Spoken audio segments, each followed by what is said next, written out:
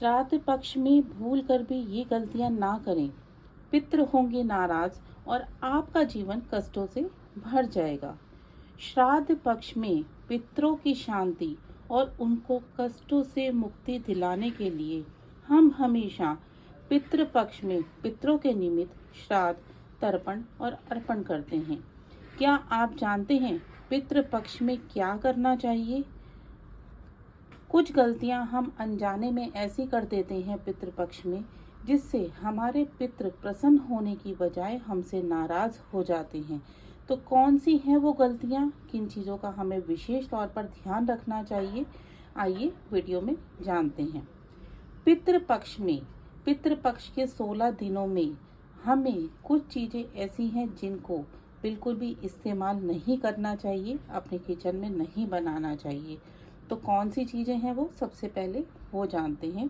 पितृपक्ष में हमें भूलकर भी राजमा, मसूर, अरहर, गाजर, कद्दू, गोल लौकी, शलगम, हींग, प्याज, लहसुन और काले नमक का प्रयोग बिल्कुल नहीं करना चाहिए। यदि हम इन चीज़ों का प्रयोग श्राद्ध के 16 दिनों में करते हैं तो हमारे पितृ हमसे नाराज हो जाते हैं। आइए अब जानते हैं कि पितृ पक्ष में हम जब भी पितरों के निमित्त श्राद्ध करते हैं और हम ब्राह्मण देव को अपने घर भोजन के लिए बुलाते हैं, तो उस समय पर हम ब्राह्मण देव को कहीं पे भी बैठा देते हैं और आज के मॉडर्न समय में तो हम सोफे टेबल पर बैठाकर भोजन कराते हैं।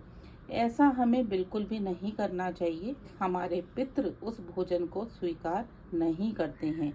जब भी श्राद्ध में आप ब्राह्मण देव को भोजन कराते हैं तो सबसे पहले आसन के नीचे काले तिल और कुशा जरूर रखनी चाहिए। उस पर आपको आसन रख के ब्राह्मण देव को बैठाना चाहिए। आसन पर भी आपको थोड़े से काले तिल बखेर देने चाहिए। अब जब आप तर्पण और अर्पण कर रहे हैं उस समय पर आपको अपनी अनामिका उंगली में चांदी की कोई भी अंगूठी जरूर धारण करनी चाहिए। और यदि आपके पास चांदी की अंगूठी नहीं है तो आप अपने हाथ में कुशा बांध लीजिए। ब्राह्मण देव आपके हाथ में कुशा बांध देते हैं। और पितरों का जब भी हम तर्पण और अर्पण करते हैं तो हमें दक्षिण मुखी होकर ही उनका तर्पण और अर्पण करना चाहिए। ऐसा करने से हमारे पितृ हमसे प्रसन्न होते हैं और उन्हें मुक्ति मिलती है और वो हमेशा अपना आशीर्वाद हमें प्रदान करते हैं। अब हमें ब्राह्मण देव को भोजन कैसे कराना चाहिए? ज़्यादातर लोग ब्राह्मण देव को भोजन कांच के बर्तनों में, स्टील के बर्तनों में कराते हैं। जैसा जिसके घर में भोजन जिन चीज़ों में चलता है उसी में वो ब्राह्मण देव को भोजन कराते हैं। पर क्या आप जानते हैं कि हमारे पितृ कभी भी स्टील, लोहे या कांच के बर्तनों का खाया खाना नहीं एक्सेप्ट करते हैं। तो हमें ब्राह्मणों को भोजन कैसे कराना चाहिए?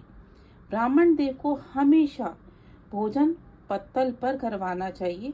पत्तल के बर्तन लेकर आइए, उस पे ब्राह्मण देव को भोजन कराएंगे तो आपके पितृ आपसे जरूर प्रसन्न होंगे और आपको अपना आशीर्वाद प्रदान करेंगे। ये तो हुआ कि हमें भोजन किस तरीके से कराना चाहिए। अब हमें अपने पितरों के निमित्त उन्हें जल भी जरूर देना चाहिए, जो आज के समय में कोई नहीं करता है। बहुत कम लोग जानते हैं कि पितरों के निमित्त जल भी दिया जाता है। तो जल किस प्रकार से देना चाहिए? आपने बर्तन में जल भरना है और उसके अंदर काले तिल और कुशा डालनी है।